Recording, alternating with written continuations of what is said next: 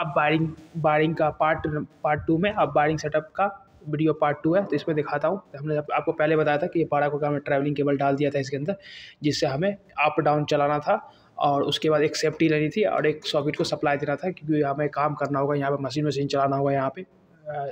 तो उसके लिए हमने सॉकेट को सप्लाई दे दिया था, एक सिंगल फेज ले आया था, और उसके बाद अप डाउन चलाने के लिए आया था, और एक सेफ्टी लिया था, और एक यहाँ से लिफ्ट को इंस्पेक्शन और नॉर्मल करने के लिए इतना सिग्नल ले आए थे। बाकी देखो स्पेयर पड़ा हुआ है, तो इतना सिग्नल हमने इस 12 कोड से जब हम इंस्पेक्शन में चलाते हैं काम करने के लिए तो इतना करते हैं। आप चलाना है मुझे नॉर्मल में, तो कमीशनिंग करना है इसकी कंप्लीट। तो अब हमने क्या किया है, अब वो बताया था COP का केबल से हम 2400 का केबल यूज़ किया COP में, और COP में सारा सिग्नल ला के हमने इसके इनपुट टर्मिनल पर दे दिया है। देखो इस सेक्शन पे, तो ये COP से सिग्नल आ रहा है, सारा सिग्नल COP से आ रहा है। देखो ये सिग्नल COP से आ रहा है, जिसमें आपका कॉल का सिग्नल हो गया, डिस्प्ले का सिग्नल हो गया, लाइट फैन का सिग्नल हो गया, इमरजेंसी अलार्म का सिग्नल हो गया, सारा सिग्नल ये आ रहा है यहाँ पे। अब यहाँ से आउटपुट लेके जो सिग्नल कंट्रोलर हो जा रहा है कंट्रोलर को देंगे, और जो सिग्नल यहाँ पे यूज़ होना वह यहाँ यूज़ करेंगे। तो आपको तो वायरिंग करने का 2-3 टिप्स बता देता हूँ। सबसे पहले ये देखो टर्मिनल है ना, ये टर्मिनल 12 पॉइंट का है, तो 12 वायर हमने यूज़ कर दिया। आप अर्थिंग भी यूज़ कर सकते हो, अगर 4 ट्रैवलिंग केबल यूज़ कर रहे हो तो 12 एक इस चारों में 12 डाल दो, और लास्ट की एक अर्थिंग डाल दो आप। बाकी हमने ऐसा नहीं किया, हमने 24 कोड इसमें यूज़ कर दिया, क्योंकि हमारा जो कोड है 29 वायर का है, ये 4 कम्युनिकेशन वायर है और बाकी 24 हेवी वायर है। तो कोई केबल कितना हेवी है, और एक ये लाइट केबल है, एक हेवी केबल है।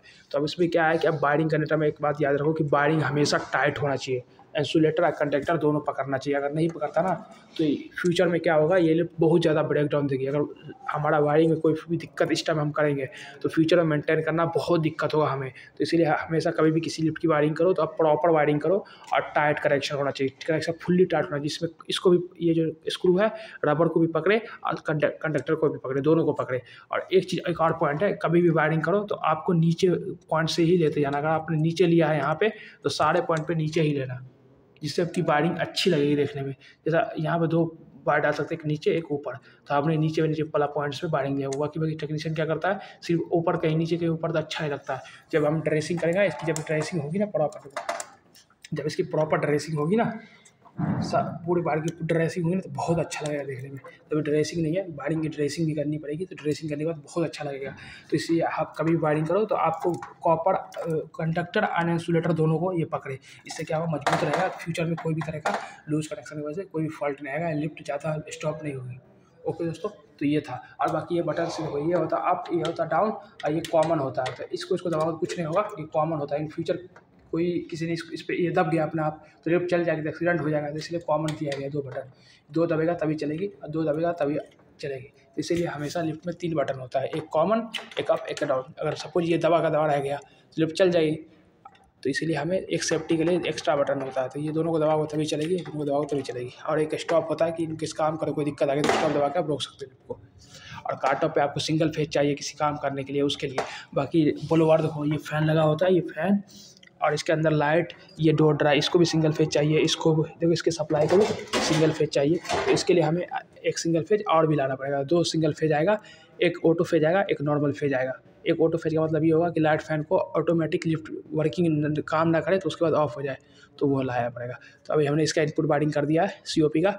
और उसके बाद एक चीज़ और बताना दोस्तों, ये जो ये जो येलो कलर का पेपर है, ये पेपर का मतलब ये होता है कि इन फ्यूचर ना आप वायरिंग करते हो तो कौन सा पॉइंट किस चीज़ का, तो यहाँ पर आप लिख दोगे ना, तो आपका जो मेंटेनेंस वाला जो असिस्टेंस होगा उसको मेंटेन करने में आसानी होगी कि ये पॉइंट इसका, जैसा शॉर्ट फॉर्म लिखना है, जैसे हमने लिखना है डोर ओपन डोर क्लोज, तो DO DC लिख दिया यहाँ पे DO, यहाँ पे DC लिख दिया। इसका मतलब ये DO डोर ओपन का पॉइंट है, ये डोर क्लोज का बटन है पॉइंट है। अगर कॉल का हो गया, कार का कॉल हो गया, तो CP 1 2 3 4 5 तक लिख दिया तो सब पता चल जाएगा उसको कि यहाँ से यहाँ तक कॉल है। तो उसको फॉल्ट ट्रैक करने में आसानी होगी, अब उसको मेंटेन करने में लिफ्ट को आसानी होगी। तो इसीलिए ये पेपर दिया गया, पेपर पे आप लिख के पेपर को यहीं पे सेट कर सकते हो, इससे पता चलेगा कौन सा पॉइंट किस चीज़ का है। बाकी आपकी मर्जी है, ये कर दो तो अच्छा भी लगेगा और मेंटेन करना फ्यूचर में ये भी होगा। तो वायरिंग का ये 4-5 टिप्स है जिसको आप हमेशा याद रखो, याद करके वायरिंग प्रॉपर तरीके से कर दोगे तो इन फ्यूचर में आपकी वायरिंग अच्छी रहेगी और लिफ्ट की परफॉर्मेंस भी प्रॉपर चलती रहेगी। और वायरिंग लूज हो गया या कुछ हो गया तो आपकी लिफ्ट बहुत ज़्यादा ब्रेक डाउन आएगा